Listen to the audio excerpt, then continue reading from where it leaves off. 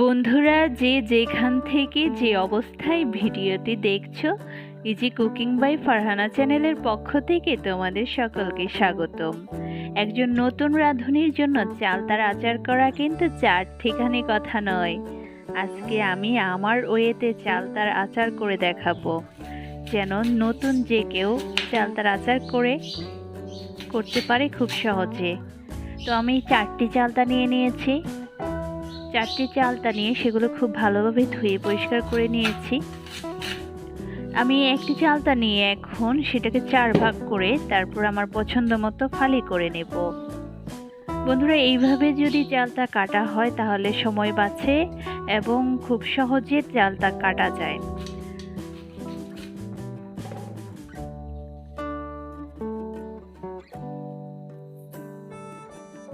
তো আমি চালতাটাকে ফালি করে নিচ্ছি।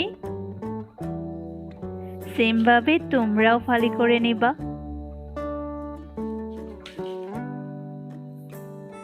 এই যে মাঝখানের অংশটা দেখছো চালতার, এটা কিন্তু খুবই সুন্দর দেখতে।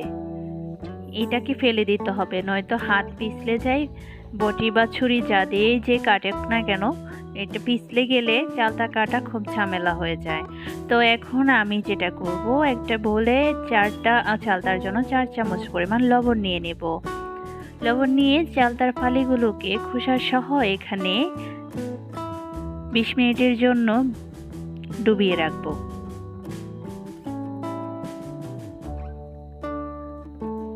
তো 20 মিনিট পর আমি চালতার ফালিগুলোকে কাটতে নিয়েছি। দেখো কিভাবে কাটতেছি। কাটার নিয়মটা কিন্তু ফলো করলেই হবে, এটা খুবই ইজি।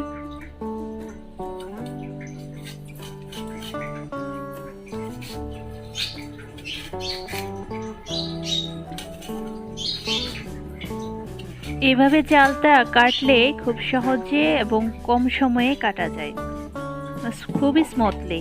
আমি আসলে ভাবতে পারিনি যে এত সহজে আমি 4টি চালতা কেটে নিতে পারবো, কিন্তু এই ওয়েতে করতে গিয়ে আমার কিন্তু কোনো কষ্ট হয়নি। খুব সহজে কম সময়ে আমি এটা করে নিতে পেরেছি।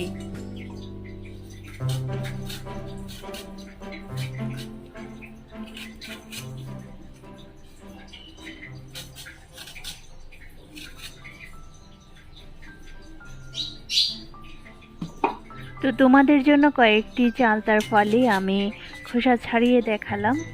ভিতরে একটা খোসা থাকে, সেটাকেও ছাড়াতে হবে, দেখতে পাচ্ছ, এবং বাহিরের খোসাটা তো ফেলা খুব ইজি। তোমাদের সুবিধার জন্য আমি বেশ কয়েকটা ফালি খোসা ছাড়িয়ে দেখালাম।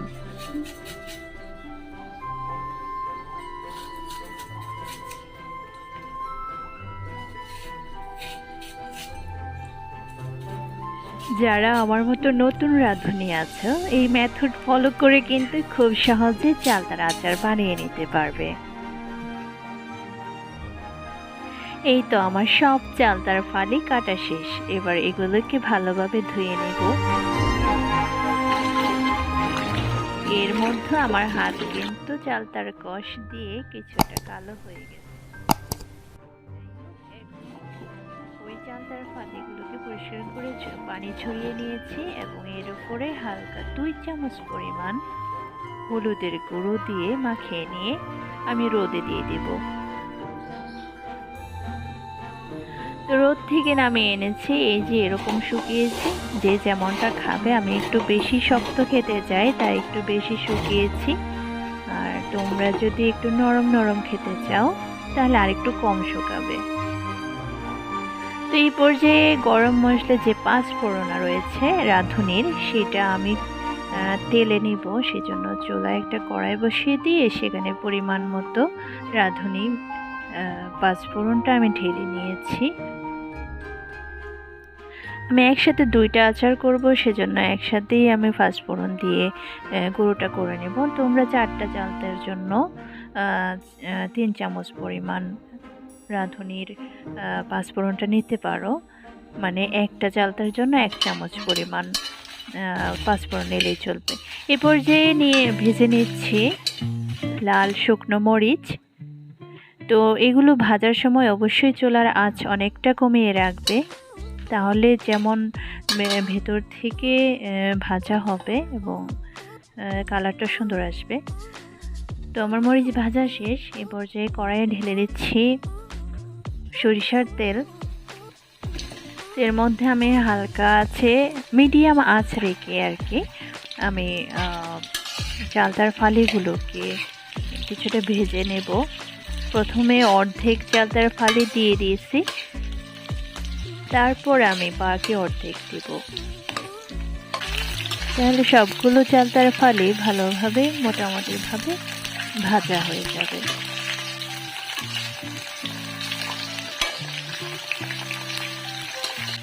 কাঁচা অবস্থায় কিছুটা হলুদ মেখে নিলে হয় কি চালটার কালারটা, আচারের কালারটা অনেক সুন্দর হয়, তোমরা দেখতে পারবে পরে।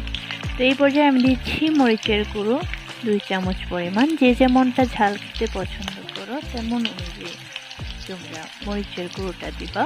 আমরা কিন্তু এখানে আবার শুকনা মরিচ ভাঙাও ইউজ করব, আবার ইউজ করব চিলি ফ্লেক্স বা মরিচের গুঁড়ো।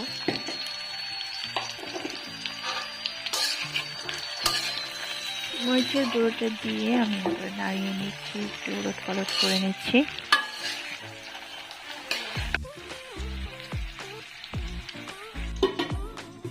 এ পর্যায়ে একটা ঢাকনা দিয়ে 2 মিনিটের জন্য ঢেকে দিয়েছিলাম এবং এখন দিয়ে দিচ্ছি আস্তা মরিচ, শুকনো যে ভাজা মরিচগুলো ছিল সেটা ভেঙে দিলাম 2টা মরিচ দিয়ে আবার একটু নাড়িয়ে আমি ঢেকে দেব।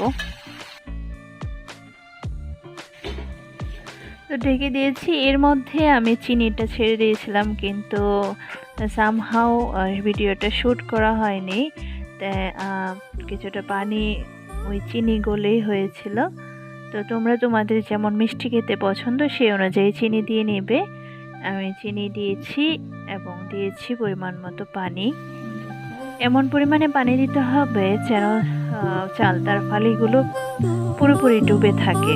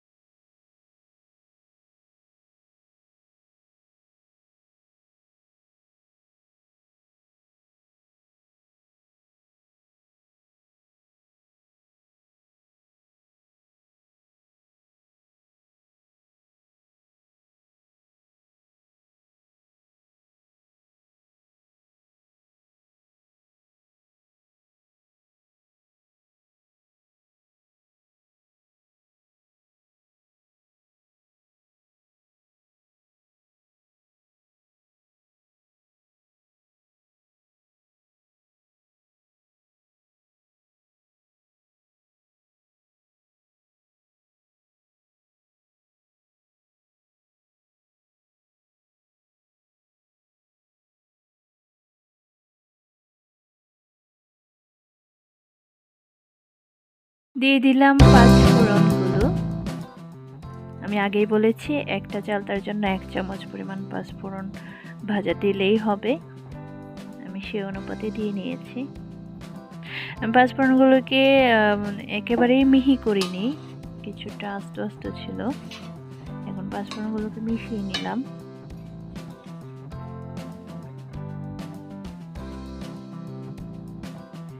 এবারে যেটা দিলাম সেটা হচ্ছে ভিনেগার। চালতাটা যেন বেশি দিন সংরক্ষিত থাকে, ভালো থাকে, সেজন্য ভিনেগারটা দেওয়া। ভিনেগার দেওয়ার পরে চালতাটা কিন্তু আর একটু পানি পানি হয়ে গেছে। আমি একটু চাল দিয়ে নিচ্ছি। আছে যেহেতু ভিনেগার দিয়েছে তাতে চালও দেওয়া যাবে না।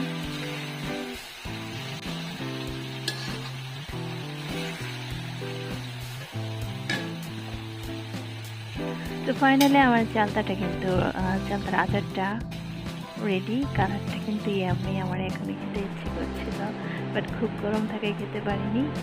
এই তো পরিবেশন করলাম তোমাদের সামনে। দেখো তো চালতার আচারটা কেমন হয়েছে, কালার প্লাস আউটলুকিং। কমেন্ট করে কিন্তু অবশ্যই জানাবা। সবাইকে অসংখ্য অসংখ্য ধন্যবাদ। একটি নতুন চ্যানেল এটি, সবাই সাবস্ক্রাইব করে সাপোর্ট করবা, পাশে থাকবা। অসংখ্য ধন্যবাদ।